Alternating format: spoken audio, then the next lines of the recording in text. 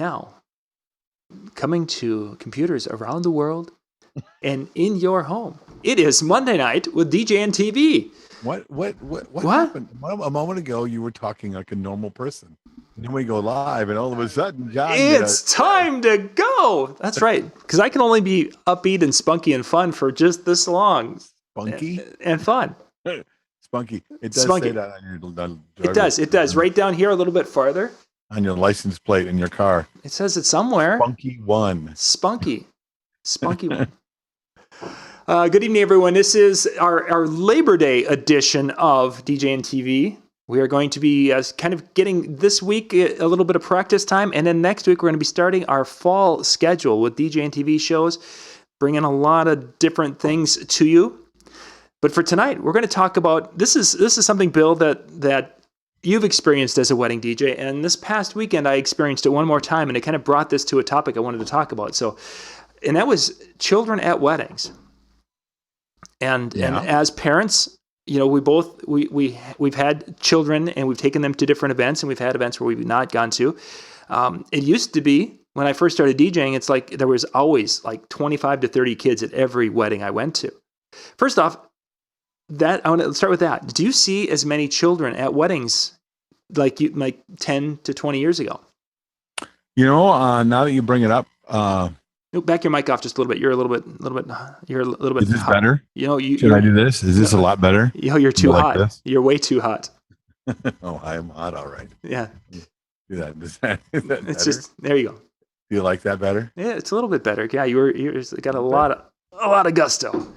Well, wait. I can turn it down a little bit. Turn the board down a little bit. How come we don't work this out before you go live? Well, it wasn't that way because you weren't excited before. You were giving me the casual. Better? Casual. Does Yeah. It sound okay? I think so. All right. I think so. So do any of the three people watching, can they make a comment? Matt, Wexford DJs, if you guys let us from Ireland. We got someone to us in Ireland from Ireland checking in tonight. This is Peach Whiskey. Peach Whiskey, because he likes big cups and he can't deny. Other brothers can. Okay. This is a gift from my kid. Actually, this is my favorite cup now. You can put ice in it. A lot of kids at weddings. No. To be frank, no, not so many kids as before. I will say over the last 5 years, I've had more and more of my couples say that they've made it clear in their invitation that kids were not necessarily invited. Yep. Which when I first heard that, I went, that's kind of mean. Mm-hmm. But then, there is such a thing as a family event and more of an adult event. And even though, every wedding reception is a family party, having kids around does change the dynamic of what's happening. And depending on how many kids are at a wedding and their age groups, it will change the dynamic of what a DJ can do to get people to dance. Mm-hmm. For me, mostly it's, the kids are the first ones to run out of the big dance. They treat it like a gymnasium. Woohoo! Yep.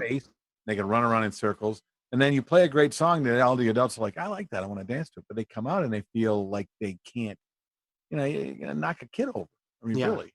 And they try to find a corner or whatever. And the kids, they don't pay attention. They're running into your ankles and stuff. So then you just like, if I can't, just be myself, if I can't get a little crazy, then I don't know if I want to dance at all. So that changes the dynamic all by itself. I think that's a great point that it used to be that people weren't afraid to get drunk and stupid in front of the youngsters. And I think that you're seeing more and more of that where the people are like, oh, no, I want to be the responsible adult, so I'm not going to do that. I mean, weddings in which we've taken our children, not that I plan to go getting drunk and stupid at every wedding I go to. Well, you're the one who brought up drunk and stupid. It wasn't me. But you find yourself, it's like, oh, maybe I will, have one. Or, sometimes our kids are like, you're having a beer? That's bad. That's not good for you. I mean, I'm sure you heard that when the girls were younger. Not me. So, and then Ian's getting right to Ian, that's a point I want to make here in just a little bit with my experience on Saturday. So we have it where it's an adult function and not the kids. And I think another aspect of it is the cost. I mean, the costs are so extravagant for weddings that even the kids' plate at some of these events are, they're still paying $20 a plate. Yeah, for chicken fingers. Really awful, usually, chicken fingers. Yeah, It's not like exactly. they're coming up with a $20. I mean, if I had chicken fingers that cost me $20, I'd want chicken fingers to make me go, whoa, these are the best chicken fingers I've ever had. Yeah. It's not the case. And I know when one of the weddings that we had with our children, they got the chicken finger basket, and our little one, he ate, I think he ate one chicken finger and 2 fries. And I'm sitting here, I'm feeling guilty. So it's like I already ate, from the adult plate that was delivered, and it's like, I gotta eat this too. Right? I can't leave it. That's what this is. This is just excess wedding food that I felt guilty about leaving. Exactly. I mean, this is what our kids did to us. Yeah, speak for yourself. Yeah. So, well, that's part of it too. But I mean, I think the people who are not inviting, people that are making it clear that it's adult and no kids wedding reception are people that are just worried about having to cater to young people. Yeah. Having to not, you're right. They don't want to have to worry about the fact that they might want to just have an adult time. Yeah. Have a few cocktails, they want to be kids themselves. When the kids are in the room, you have to feel like you have to be the adult, even if you're not drinking. But you come to a wedding and you want your friends to come to your wedding. You want them to feel as though they can let loose. And if you're having a backyard barbecue when all the kids are over, that's one thing. But if you want to have a nice dining experience and then a knockdown, drag out party, which is pretty much 90% or more of the people we talk to. Yep. Knockdown, drag out doesn't really happen when your best friend has to bring their kid. Very much so. Friend to come and show up the way they used to at the college that you guys went to when you first met your fiance. That's really what's going through their minds. And for us, when you do have kids, it's like, at what point do you, if you don't have a conversation with your client ahead of time about how much you want, or they want you to cater to that age group, and do you want me to cater to the kids on their requests? Do you want to include them in any of the things that are happening? Yeah. And then if you do, then that also changes how I present myself and when I present myself. And it isn't always, like we used to try to cordon off the evening, and when dinner's over, we'll start out with, oldies and polkas and hokey pokey for the kids. Yeah. And we'll transition as if they're going to take the kids away at a certain point. Mm-hmm. And I guess for some people, that cordoning off the formats of the evening throughout still works out. But if the goal is to include everybody all night, then you have a mix throughout the evening, starting at 8:00 and all the way until 1:00 or whenever your wedding reception is going to end. That's going to include even the youngest people, so that you don't have the parents feeling like they have to take their kids home at a certain point, or that the grandparents don't feel like, well, they're not going to play anything for me now. Yeah. And they leave as well. So, and it's two different ways of looking at it as well. You mentioned the college friends and the party, wanting to recreate some of that. And a couple of weeks ago, the wedding I did, that's exactly where we ran into a roadblock. And let me explain that. Is they came up, and one of the songs that they used to go and drink to, you've heard the Piano Man from St. John students drop their trowel. Yeah, everybody drops trowel. Yeah, but that's Piano Man. It's elegant. It really is. It is. It's a beautiful thing, especially for the guy. Something you were doing at the polka masses for years, I think. I think so. It just came right over from the polka mats. So they had a little thing that they did, but they did it to Billy Idol's Mony Mony. And they came up and they wanted to do this early in the night, or fairly early in the night, before 10:00. We'll put it that way. And there weren't many kids, but there were a couple of kids. And here, these group of 4 college friends, we got this really cool thing. We wanted to do Mony Mony and do that. And it's like, oh, cool. Does it happen to include whatever you're going to do? But do you guys do the phrase that typically is said, oh, yeah, that's a big part of it. Yeah. And it's like, okay, take a look around the room. And you remember that beautiful little flower girl? She's right there. You remember that little ring bearer that was everyone? He's right there.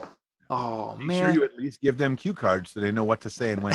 Exactly. So please go fill them in. Make sure that they're dropping trowel at the right, whatever.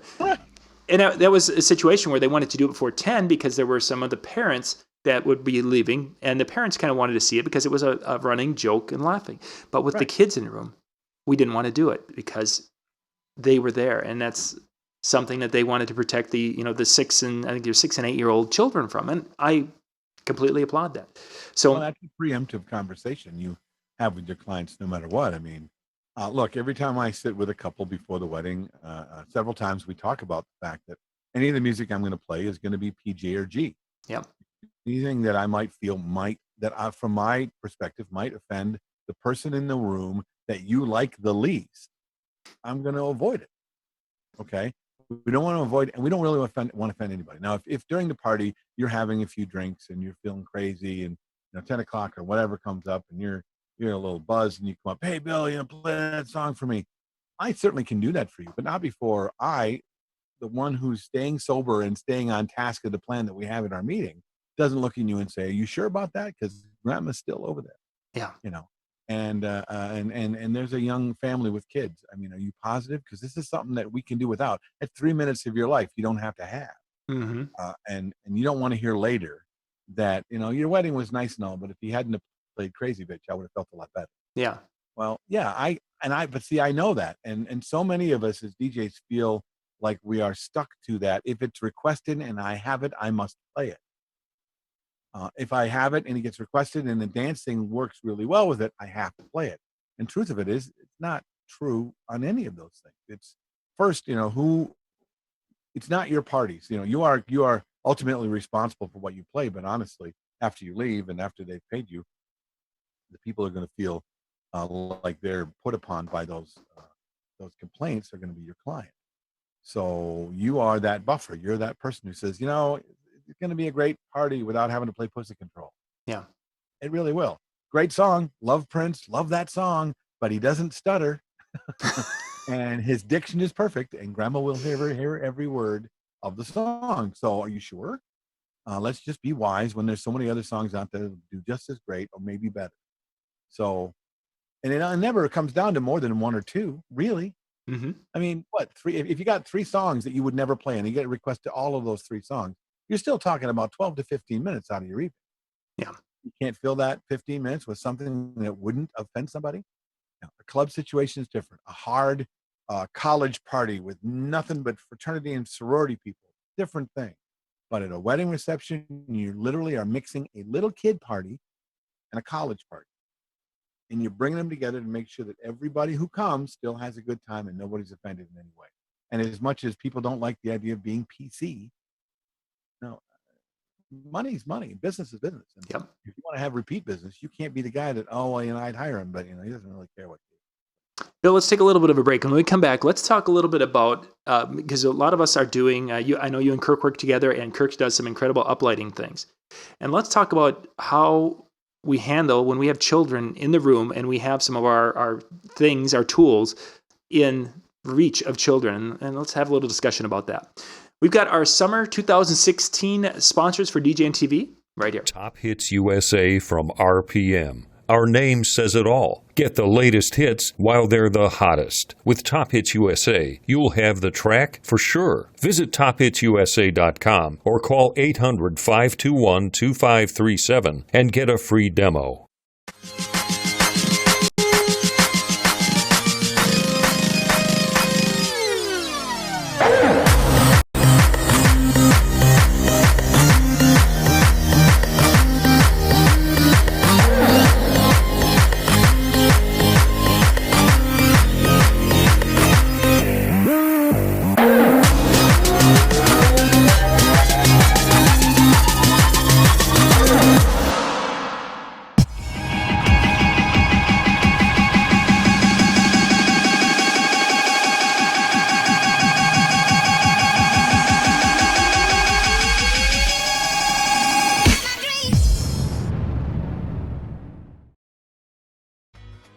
DJ Event Planner will change the way you manage and run your business. Streamline all of your procedures and software into one easy-to-manage system. DJ Event Planner, the ultimate online planning tool.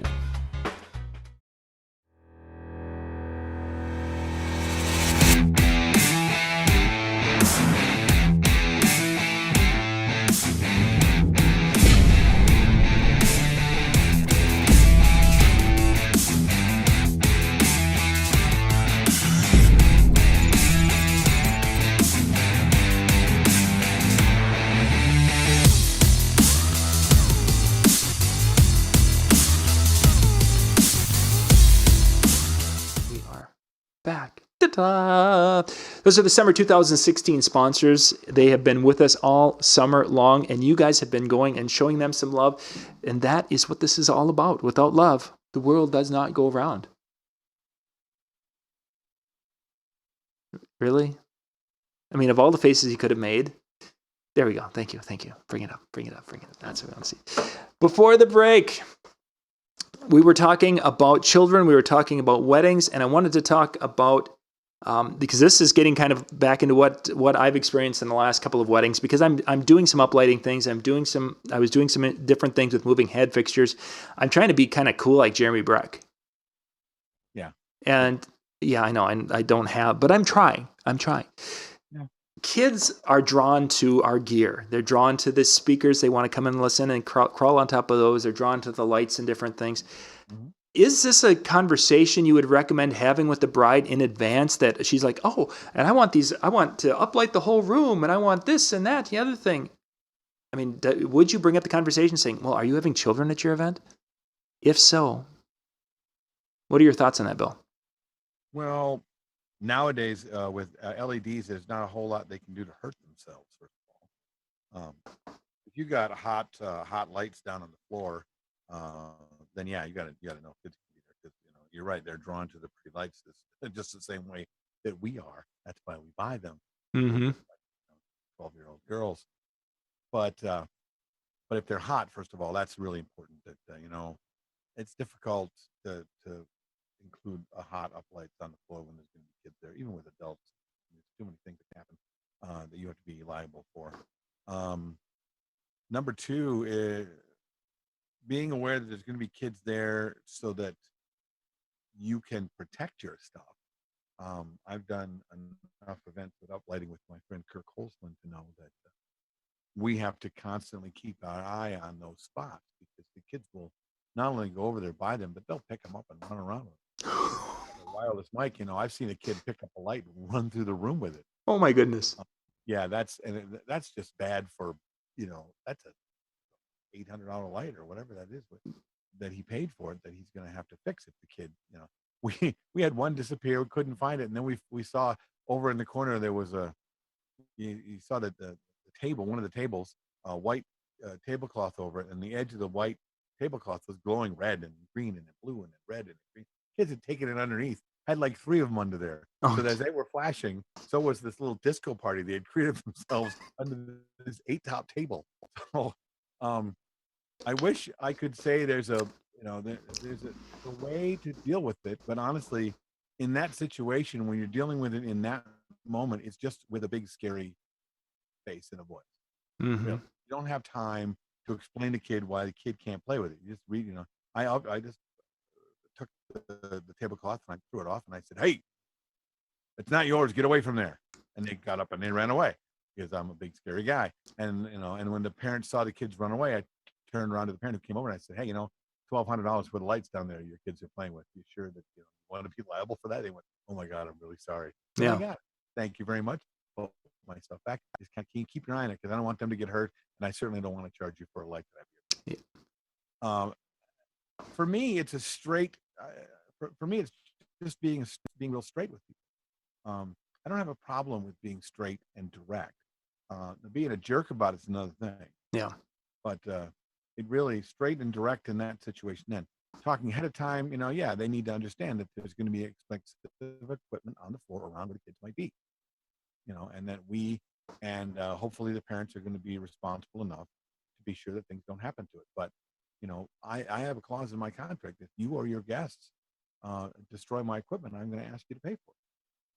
That's something we agreed to before anything gets signed. Yeah. And I used to only put that in there because of college parties. Mm-hmm. College parties, when they're swinging from the rafters and they bring down part of the ceiling, and it takes out a brand new board or a speaker, you're an idiot. You need to pay for my speaker, because I was sober and you were nuts. But nowadays, with as many of with especially with uplighting, that is right in direct contact with the hands of young people that don't have the brain power to understand that this is something they should be playing with in the first place. That has to be there, not necessarily because you're going to make sure that people actually do pay for it, but if you have it in a contract, then they think twice now about that, and or they'll be sure to have a conversation on your behalf with the two families that are going to have little kids. Yeah. It's just, for me, a lot of that stuff is just being unafraid to have a direct preemptive conversation with your client about what's important and the things that you need to be able to do your job without having to worry about it, without having to be somebody who's, like the security guard. You're not the security guard, you're the party. Yeah. Same reason when a hotel comes up to me and says that they want me to make an announcement that you can't have glass on the dance floor. Sorry, no. I get why you don't want it out there. I used to be in the restaurant business myself, but I'm not the drink Nazi. Mm-hmm. I'm Captain Fun. And Captain Fun empties the dance floor because he shakes his finger at everybody because they got a beer on the dance floor. Now you want to go out and do that, good for you. You know, another one is last call. Last call. If the client wants me to do a last call, no problem. But if the hall wants me to, go talk to your client, because your client doesn't necessarily want a rush on the open bar in the last 10 minutes of the party. Mm-hmm. So you can tab or you can pad your tab, and or whatever that reason is that you want a last call. Last call legally is not my responsibility to make an announcement. That's just become something that we've agreed to do. Yeah. For some reason. Now, if you're being employed by the restaurant, if you're being employed by the facility, that's their job. You're being paid by them. Your job is to do what they say. But when the bride and groom own the hall or the hotel for the night, last call is not an announcement you have to make unless you hear it from your client. And once again, why would I empty my dance floor to the bar in the last 10 minutes of the party when I really want the dance floor to go, Yeah. I want to. Good night, everybody. I mean, that's nice for the bar. They get to pad their tab for the extra few drinks they get to sell, or cover their butt for whatever they're trying to do. But it's not liability doesn't lie within us. Mm-hmm. When our job is to be Captain Happy and Captain Party. Does that make sense? Captain Fun, Captain Happy. That's interesting. I've not heard that terminology. Well, you know what I'm saying. Yeah, no, I like that. They want us to be security. At so many of those places, they want us to be the security. Very much so. You stole everybody. You tell them they can't. You tell these people we got rules. No, get it off the floor. Yeah, your job to tell them. My job's not that. Sorry. I like the way, though, kind of bringing us back a little bit, the way, having that conversation, that preemptive conversation. You mentioned that, having that where you're talking to the client and, will there be children there? Will there be, well, if so, and we're doing this, there's going to be this, and that conversation needs to be had. I think is just a fabulous idea, because as I look back at that would have been a great conversation with the one particular wedding to talk about some of the intricate things we had going on, where we had moving head fixtures on the floor because we wanted that look. And if we'd have had the conversation. Everything we do every day, and everything we complain about every day about what we do when it comes to having to deal with the things that get in our way to be able to be sure that we deliver on a top-notch party. Most of those things that could go wrong could be fixed ahead of time with a preemptive conversation. Yeah. Almost every little thing that might be able to, because if you can remove the might by having a preemptive conversation, why wouldn't you? Hey, my uncle, man, he might want to have the microphone, and I want to be sure that whatever happens, he doesn't get the mic. Yeah. Or my dad, man, if he keeps running on and on, I want you to give him the hook. Well, first of all, no, I'm not giving your father the hook. But what would work is if you went to your father ahead of time and said, hey, Dad, I'm excited about your speech, but can you do me a favor and try to keep it to about a minute? Yep. And if I tell my client, tell your dad to do that, then even if he keeps it to 3 minutes, at least he's keeping it to a certain amount of time. He's given it some thought. The reason that the speech went on and on and on is because he wasn't sure what he was going to say in the first place. He took the microphone, and all of a sudden he started rambling, and he got somebody laughing, so he started talking like he was hanging at the bar with his buddy. Yep. That's what happened. Okay. All those things all those worries can go away is if you can have a conversation with your client, and then you have your client speak on your behalf to those people and those things that might happen. Hey, at every one of my weddings, every family wedding, my uncle, he wears a chicken suit and comes running in at a certain point, and he makes us all do the chicken dance. I don't want that to happen. Well, okay, but talk to your uncle. Because trust me, if somebody runs into your party and he has a chicken suit on, the first thing the DJ is going to do is find the chicken dance. Yeah. It's really funny. But if you don't, and he's up now, you got a mad chicken yelling at the top of his lungs and pointing at the DJ because he won't do it, and you have to explain to him while he's in a chicken suit in front of all of his friends and embarrassed, and all the music is blaring, that the bride and groom asked me not to do this. You can't. No. They just made you security as opposed to making them responsible for the thing that they might happen. So they can go to their uncle and say, don't. And he'll go, oh, well, oh, yeah. Okay. Well, I don't want to do something you're wedding you don't want. Yeah. But having it that day, having those conversations with the hall that day, or having with the parents that day, or the best man that day, or Uncle Charlie in the chicken suit that day, just makes the day that much more of a problem, because you got to have that conversation, and that's no fun. Yeah, for sure. For sure. Bill, we got to wrap things up. I appreciate you coming on with me tonight and chatting. There's some really good ideas about how to handle children and Uncle Charlie and your drunken college friends. And we solved a lot of world problems. I know, yeah, right? Just imagine if we were running for president. Just imagine if we knew what we were doing. Yeah, exactly. Gang, I'm going to put the link for the next show in the description below. We got Robbie Britton, who's going to be coming in, and that's probably Robbie right there knocking on the door. There he is. Robbie and I will be back. Show. Apologize ahead of time for Robbie Britton. Yeah, Robbie will be back. Robbie and I will be back in just a couple of minutes. Once again, Bill, thanks for joining me tonight. Take care, John.